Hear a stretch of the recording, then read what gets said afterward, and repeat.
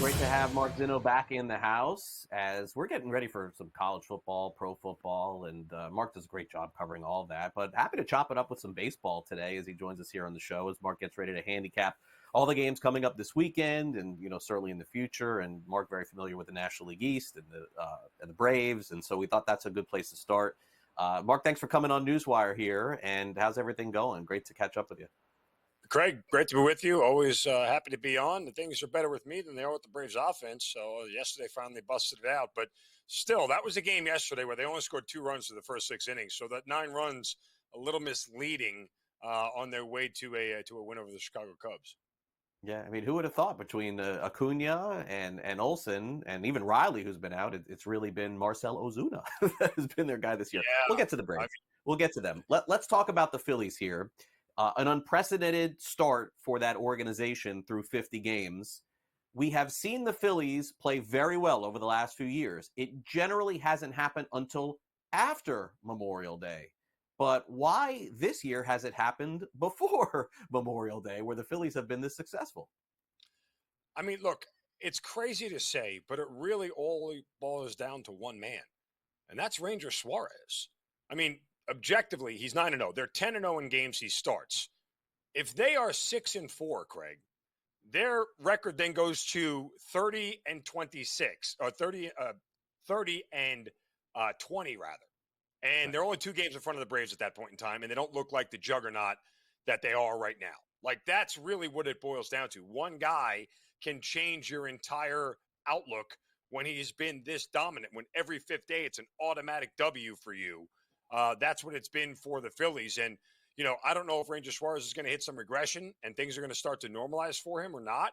But literally, that's the reason why this team is on a record-setting pace, because they have a single starter who hasn't lost a game yet, and they haven't lost a game when he's been on the mound 10 times, one third of the way through the season. So that's enough to inflate the record to where it is. I'm not taking anything away from the Phillies offense or the rest of their pitchers. Well, by the way, Zach Wheeler and other guys Aaron Nola's still pretty good, right? Like those are all good starting pitchers. But Suarez, ultimately, from a guy who's been around a 500 pitcher his entire career, now going 9-0 with a record and 10-0 when he's on the mound, certainly changes the overall picture of things. Yeah, and listen, it's a fair point. The contrarian to that would be, wait a second, Harper didn't play in the first half last year, April and May, and Bohm didn't do what he did now. But the bottom line is Suarez's ERA is like sub 2. So, regardless of what the hitting has been, it has been Suarez's pitching that has kept them afloat, in addition to the other 2 pitchers that you mentioned. As far as the MVP market, I don't know if there really is a market at this point. I think the American League is a little bit more up in the air than the National League. Mark Mookie Betts, as long as he just keeps playing the infield, I think it just gives him a huge advantage over Ohtani, who's plus 750. Plus 350. You just generally don't see a DH win the MVP, but I suppose a 55 home run season and something like that could change people's opinion. William Contreras has been fantastic for Milwaukee. I still leave the light on for Harper.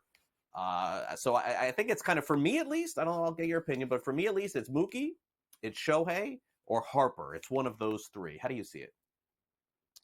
It's very early. I mean, look, one, Mookie has to stay healthy, right? Like, that's going to be the determining factor for us sitting here as we approach Memorial Day weekend. Obviously the numbers are going to be there for him if he's healthy and he plays. Are we really going to count out, Ronald Acuna again at this point in time to turn it on? I wouldn't. Are we really going to count out, Tatis to continue to surge on the way the Padres offense has been as late? I wouldn't. These at this point are sort of flyer bets that you're taking, Craig, on somebody you really feel can get hot. I mean, obviously there's next to no real reason to jump on bets at plus 150, other than the fact that he's likely going to win it. So it's a nice little hedge if you wanted to add, if you're going to take a unit play, put half on bets and take a flyer on somebody else and hope it comes down to both of them down the end of the stretch there, and you're going to be in good position. But I mean, look, it's bets' award to lose at this point, but we have so much summer left before we can really start having these conversations. Yeah, the injury factor is just huge in this. So let me put this one to you this way as we take a look at the National League Cy Young. If there was no Rookie of the Year voting, if it didn't exist, would Imanaga be the favorite to win the Cy Young? Because and you know me, I follow baseball closely. I just don't understand this this early into the season. Why is Imanaga not the favorite? I don't get it. He has been the best pitcher in baseball this season, statistically, yet he's not even the favorite to win the Cy Young. Yeah, and look at the snub along that Tyler Glass now is getting here, Craig. I mean, outside of his start last night, where he finally, got beat up a little bit, but he's been next to unhittable the entire year on a team that's likely going to win their division, have the best record in the National League when it's all said and done, and he's going to be the ace of the staff with 20 wins.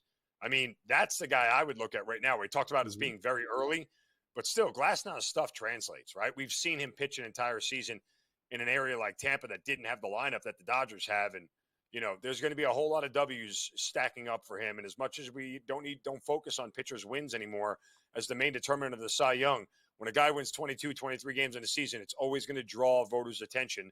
And Glasnow is trending that way. So between him and Suarez, it almost feels like you're getting a little bit of value on both those guys. I think Imanaga, once we get more tape on him, once hitters are getting more film on him and able to digest a little more, and he's starting to see some of these teams a second and third time around, then maybe you'll start to see the numbers start to change a little bit. It's with Imanaga at this point, Greg. Yeah, I mean, year 2 is usually when that definitely starts to happen with some of those pitchers. Real quick, with the NFL, they're going to this digital system on first downs. This is like a long time coming. I don't know why it took so long. Any downside to this when you heard this story? People will sit there and say maybe it might take longer to figure out and, get all the ins and outs of whether it's a first down or not. I mean, at some point, if you're going to do this, you're going to have to put some sort of electronic chip in the football to know where it is, right? Like you half the electronic system. Because really right now it's where the ref spots the ball is somewhat still arbitrary. There's no exact nature to it. And if you're going to be exact on the change, you probably need to be exact on where the football is.